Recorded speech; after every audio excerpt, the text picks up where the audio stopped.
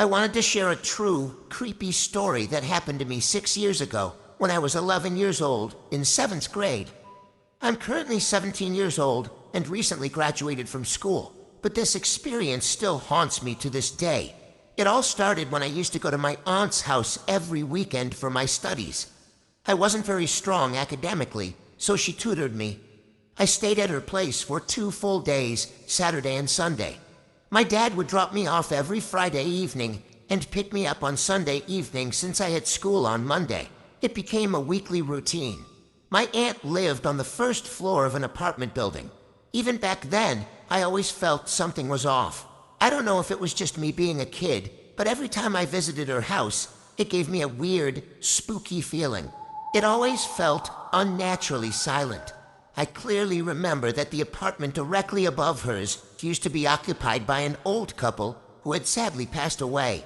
After their death, no one lived there for nearly 3 to 4 years.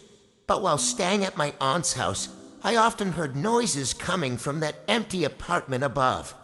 At night, especially while trying to sleep, I would hear scratching sounds, like someone dragging furniture or moving heavy objects. It didn't sound like rats or normal house noises. Soon, I started experiencing what I later learned was sleep paralysis. At the time, I didn't know what it was. Even though I slept next to my aunt, I would stay awake most of the night, too scared to fall asleep. I felt like the moment I closed my eyes, something would happen. Sometimes I would wake up around 3 or 4 a.m., completely alert and filled with fear. My aunt heard the noises too, but she always shrugged them off. She didn't believe in ghosts or anything paranormal. I didn't want to bother her, so I stayed quiet most of the time. But sometimes I couldn't hold it in. I would cry and scream, telling her I saw a black figure in the corner of the room. She never believed me. This happened almost every weekend. I became terrified of going to her house, but I had no choice because of my studies. Then came autumn break, a 10-day holiday. I went to my aunt's place again, but this time my uncle was home too. He worked in another state and only came back during longer breaks. That evening felt normal, even though that same uneasy feeling was still there. When night arrived, my aunt and uncle went to sleep in the master bedroom. Since I was too scared to sleep alone, I insisted on sleeping with them, and they agreed. I swear, that night was one of the worst I've ever experienced. I lay down on the opposite side of the bed, closer to the windows. The windows were covered with curtains, and behind them you could only see the staircase and nearby apartments. I eventually fell asleep, but around 1 a.m., I woke up to whispers coming from the direction of the curtains. I immediately panicked and started crying. I felt bad for disturbing my aunt and uncle, but I couldn't help it. I stayed in fear for what felt like 2 hours, waking them up multiple times. Eventually, I got tired and somehow fell asleep again. For a little while, everything felt okay. But then, something happened that I will never forget. Around 3 or 4 a.m., I woke up again. This time, it was the whispers again. But I stayed quiet. I didn't want to wake my aunt and uncle. Then, I saw it, and I swear it wasn't my imagination. I saw an old man standing there. He was wearing a gold suit. Half of his face was completely skinless. The other half had an eye, a nose, and a disturbing smile. He was holding a knife in his hand. The moment I saw him, I sat up and started crying uncontrollably. My aunt and uncle woke up again, this time clearly frustrated because they hadn't slept at all. I felt bad for them, but I was terrified. The next morning, I insisted on going home, and my uncle drove me back. What's even more disturbing is what I found out years later. In 2023, I learned something I'll never forget. The face I saw that night, it looked exactly like my uncle's father, who had passed away many years ago. To this day, I don't understand why I saw him. I still visit my aunt sometimes. She still lives in the same apartment. But thankfully, it's not as bad as it used to be. My name is Tanny, and this happened when I was 17 years old. I live in a large gated apartment complex. Back then, I had a pretty simple routine. I owned a white Spitz dog, and sometimes I would take him outside late at night so he could do his business. Since our complex always felt safe, I never thought much about it. One night, around midnight, I was on the phone with my friend, who I'll call Priya. She was also 17 and lived in the same complex. Since we were both awake, we decided to meet up and walk around for a little while. Our homes were located near the center of the complex. From my building, there was a long path that stretched straight ahead. At the end of it, the road turned right into a long, dimly lit area that ended in a dead end. The dead end was blocked off by a blue corrugated metal sheet, and behind it was a large empty lot. So Priya and I walked in that direction. Just two teenage girls talking quietly while my dog trotted beside me, sniffing around like normal. Then I saw her. There was a woman standing near the blue metal sheet. She was wearing a dark green dress, and her hair was tied into a loose, uneven bun. But the thing that caught my attention immediately was her eyes. They were wide open. She wasn't blinking. She just stood there with her legs slightly apart, staring directly at us. In one hand, she held a small black plastic bag. At first, we thought maybe she was lost, or maybe she needed help. But my dog seemed to know better. He suddenly started whining. Then he began pulling hard on the leash, trying to drag me away from her. A few seconds later, the woman started speaking. But it wasn't English. It was some kind of rhythmic, guttural language I had never heard before. And while she spoke, she kept giggling softly to herself. Then she started moving her hands in these strange, exaggerated motions, almost like an actor performing on stage. That's when Priya and I realized this wasn't just some weird encounter. Something was seriously wrong. We turned around and started walking back as fast as we could. By then, my dog had completely panicked. He was growling and snapping behind us while pulling hard against the leash. Then we heard footsteps slapping against the pavement. She was following us, and she wasn't just walking. She was moving in this frantic, unnatural way, much faster than I expected someone dressed like that to move. Priya and I immediately started running. In the chaos, I lost my grip on my dog's leash. Thankfully, he knew the way home. He bolted toward my building gate, barking wildly, while Priya and I ran after him. At one point, I made the mistake of looking back. I wish I hadn't. The woman was sprinting after us, holding part of her dress up so she wouldn't trip. Her eyes were still locked onto us, and she was still muttering in that same strange language while laughing under her breath. Then she threw the black plastic bag at us. Luckily, we had already gotten far enough away. The bag slammed onto the asphalt behind us. We didn't stop running. We ran straight to the security booth.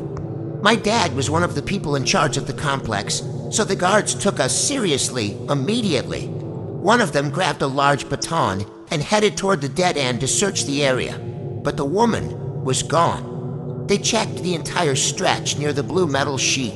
Nothing. No woman, no footsteps, no sign that anyone had been there at all. But the worst part came the next day. Priya had seen the bag more clearly than I had. She told me what was inside it. Pieces of flesh and fur. She couldn't tell what kind of animal it came from. I'm 20 years old now, and Priya and I still live in that same complex. Neither of us go anywhere near that dead end after dark. Even now, we still don't know who that woman was, or what she was waiting for near those blue metal sheets.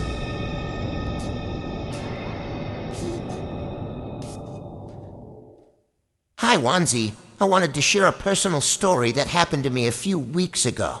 For privacy reasons, I won't share any real names, so you can just call me Nicole. I have two siblings, an older brother and a younger sister. Let's call my sister Alex and my brother Gabriel. Both of my parents are workaholics and usually work at night. They only come home around 12 to 1 a.m., so my siblings and I are home alone every night. We don't mind, since we're used to it, and we even have a dog, a dachshund, named Trix. Our parents adopted her so my younger sister and I would have someone to play with and keep us company. For 3 days it had been raining heavily, and the power kept going out across our area, so we were dealing with constant blackouts. One night, it was raining heavily again. Our parents went to work, and Gabriel went to hang out with his friends. Just for clarification, my brother is much older than us. He's in college, while my sister and I are in junior high. So sometimes, it's just the two of us at home. That night, my sister and I were in our room with Trix, who was sleeping on our bed, while we watched videos on our phones. Then, the power went out again, which annoyed both of us. I thought about going to sleep, but decided to stay awake to keep my sister company. We used a flashlight for light in our room.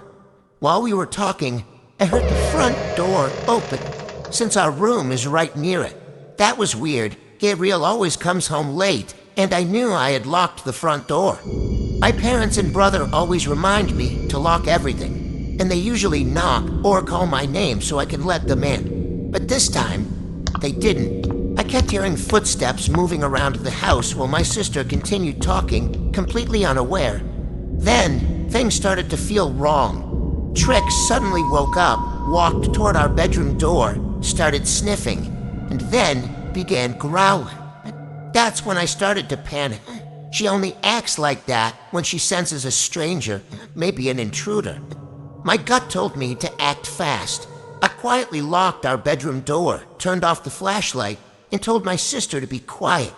She didn't understand at first, so I quickly typed on my phone, "Someone is in the house. It's not Mom, Dad, or Gabriel." She went silent instantly. She picked up Trix and held her close so she wouldn't bark and alert whoever was inside that we were there. With the rain and the blackout, I hoped the intruder didn't realize anyone was home. We stayed completely still, just listening. Then suddenly, we heard utensils crash onto the floor in the kitchen. The noise was loud. I turned on my phone for a little light and looked at my sister. She was holding Trix tightly, terrified, while Trix stared at the door. I didn't know what to do. The power was out, so we couldn't call anyone, and it was pouring rain outside. We felt completely stuck and isolated. So we stayed quiet as best we could. Then, a loud bang hit our door. We froze, and then we heard a man's voice yell, "Come out, bitch, I know you're in there." That's when Trix started barking aggressively.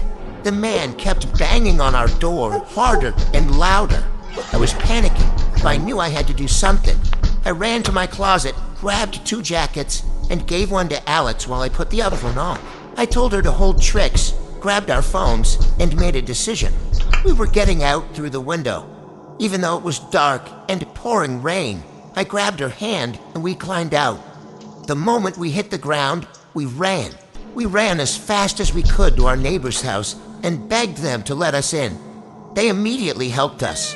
I explained everything while my sister started crying, still holding Trix, soaked from the rain. Our neighbors stayed with us and made sure we were safe. When the power came back on, they called the police and our parents right away. When our parents arrived, they were terrified. Gabriel was with them. Our mom ran to us, panicking, while our dad spoke to the officers. My sister and I explained everything to the police. Then, they searched our house, and we found something.